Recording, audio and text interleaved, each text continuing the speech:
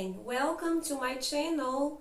E nesse vídeo você vai aprender como falar ter no sentido de haver ou existir.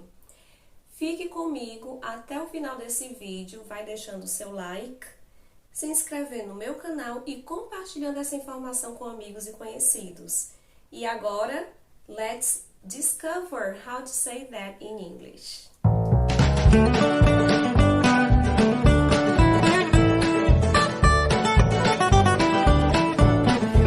Bem, em primeiro lugar, nós vamos falar um pouquinho sobre um verbo que gera um pouco de confusão na mente das pessoas quando nós falamos sobre esse assunto, que é o verbo to have.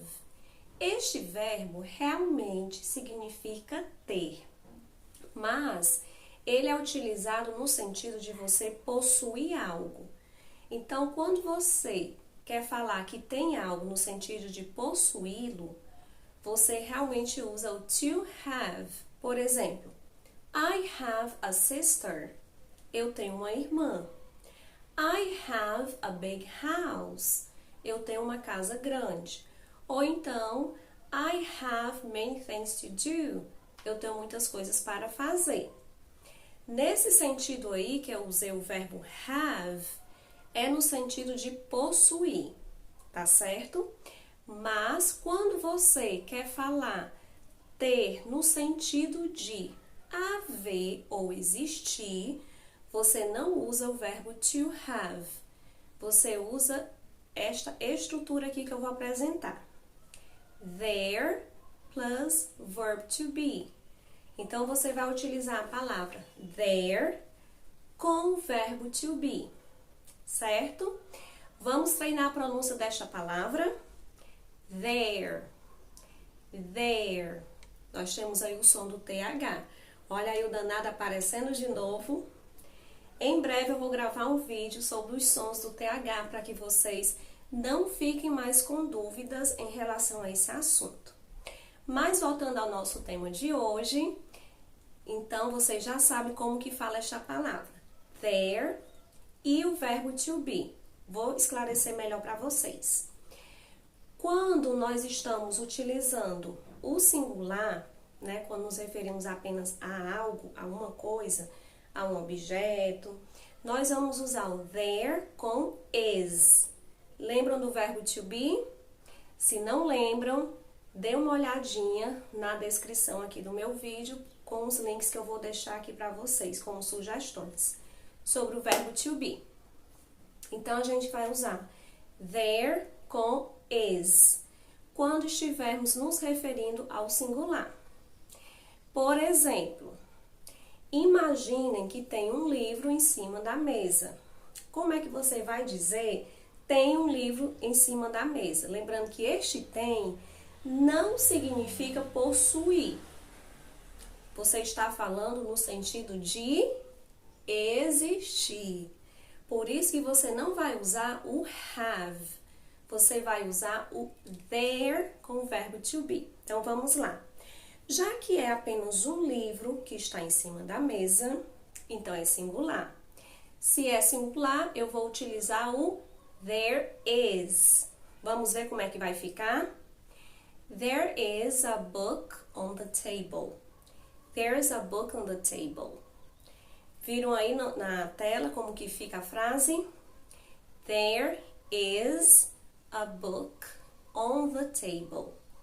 E eu posso, né, juntar esse there com o is, fazer a contração, tirando a letra I e colocando o apóstrofo. E vai ficar theirs.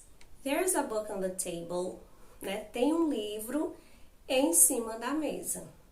Ok? Este azinho antes da palavra book é o artigo indefinido que pode ser traduzido como um ou uma. Então, como eu estou usando o singular, eu posso utilizá-lo antes dos substantivos, ao invés do numeral one. Né? Eu poderia falar também, there's one book on the table. Mesma ideia. Então, percebam aí a estrutura. There is. E não it has, né? Ou I have, né? Mas there is a book on the table. Mas se fossem mais de um livro, né? Se fossem, por exemplo, 3 livros, eu poderia usar o is? No way. Não. Nesse caso, no plural, nós iremos utilizar o there com are. Este are é o verbo to be no plural. Então, vai ficar there are 3 books on the table. There are 3 books on the table. Ok? Então, vamos lá, bem rapidinho revisar. There is para singular e there are para o plural. So, now let's see other instructions and tips here for you to learn even more. Okay, everyone, now we are going to see how to use this kind of structure in negative statements. Então, a gente vai ver como usar essa estrutura, né, com there e verb to be em frases negativas. Vamos pensar na mesma frase, né? Tem um livro em cima da mesa. Como que eu vou dizer que não tem um livro em cima da mesa, né? No sentido, né, reforçando, de não existir. Como que eu vou utilizar? Eu vou usar o there is not. Então, eu preciso apenas acrescentar o not para essa estrutura. Lembrando que eu posso falar isn't, there isn't. Este isn't significa is not, de uma forma contraída, ok? Mais simples, mais resumida na hora de falar. Então, vamos lá. There isn't a book on the table, ok? Não tem um livro em cima da mesa. Ou então, there isn't any food in the fridge. Não tem comida na geladeira. There isn't any food in the fridge. E se for no plural, aí eu tiro o is. Lembrem disso. Plural jamais vai ter o is. Vai ter o outro tipo de verbo to be, que é o are. Então, there are not. E este are not, ele pode se transformar em aren't. There aren't. So, there aren't 3 books on the table. Não tem, não existe 3 livros em cima da mesa. Ok? Ou então, there aren't 4 pencils in my pencil case. Né? Não tem 4 lápis dentro do meu estojo. Ok? Professora, né, sempre lembra de coisas relacionadas a material escolar. Este é o meu caso. Tá certo, pessoal? Então, revisando, na negativa, there isn't, que é o there is not, ou there aren't, que é o there are not. Dessa forma, nós iremos negar. Agora, nós vamos ver a forma interrogativa. Na forma interrogativa, como nós temos um verbo to be, nós vamos fazer o mesmo esquema que a gente faz quando utilizamos o verbo to be em frases, ao fazer perguntas. Nós vamos pegar o verbo to be da estrutura e colocá-lo para frente da frase, para o início, no caso. Então, vamos aqui analisar a estrutura. Se a minha estrutura é there is a book on the table, né? Na pergunta vai ficar let's think about it. Muito bem, vai ficar is there a book on the table? Eu vou colocar o is pro início. Is there a book on the table? Tem um livro em cima da mesa? A mesma coisa quando eu estiver na estrutura que se refere ao plural. Eu vou colocar o are para o início da frase. Então, na frase, there are 3 books on the table, vai ficar are there 3 books on the table? Tem 3 livros em cima da mesa, ok? Então, é muito simples, é só mudar o to be de posição. Is there? Are there? Got it? Agora, a gente vai fazer uma revisão bem simples, mas antes de irmos para a revisão, que eu preparei com muito carinho para vocês, nós vamos só falar rapidamente aqui. Na forma afirmativa, there is, there are. Na negativa, there isn't, there aren't. E na interrogativa, is there, are there, okay? Now let's see our review. Okay, everybody, now you are going to take a look at this picture because I want to make a special review with you, okay? So, take a look at this picture. How many cushions are there here? Great job!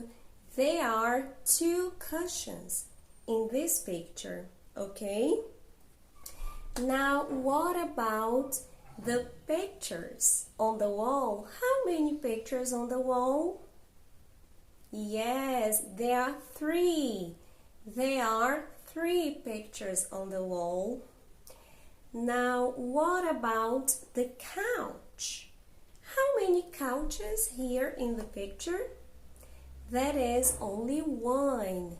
Just 1 couch in the picture. Now, let's see another one to review more questions here and sentences. Okay, now in this picture here, is there any teacher here? Yes, there is. There is 1 teacher. How many students? There are many students. Great. And this picture here, we also can see a blackboard. So that is a blackboard. There are many activities on the wall. See? That is a teacher. There are many students. That is a blackboard. And there are many activities on the wall. Awesome. Now let's see one more. Okay, now how about this place? What place is it? It's a forest. So what can you see here? Is there any dog in this forest? No, there isn't. Is there any lion here in this forest? No. So what can you see here in this beautiful place? There are many trees. There are many trees in this forest. Então, nesta frase eu estou dizendo there are many trees in the forest. Existe, há muitas árvores nesta floresta. Não sei se vocês perceberam na revisão que eu fiz com as imagens anteriores, tentei falar inglês com vocês para vocês irem se acostumando com o idioma. Mas qualquer coisa, voltem o vídeo, escutem novamente que vocês vão entender. Notem que nas expressões, nas frases utilizadas, eu sempre utilizei there are, there is, there isn't, there aren't, ou então is there, are there, no sentido de perguntar se tem, se existe, ou quando eu estava afirmando ou negando, tá bom? Então, pessoal, não esqueçam, sempre que eu for me referir a haver e a existir, é esse tipo de estrutura que eu vou utilizar. E o to have, esse verbo que eu falei no início do vídeo, eu utilizo no sentido de ter algo, mas eu possuindo algo. Então, não confundam mais, ok? Espero que tenham gostado do vídeo e gostaria de vê-los aqui novamente, tá certo? So, thanks for watching and see you next time. Bye, everyone!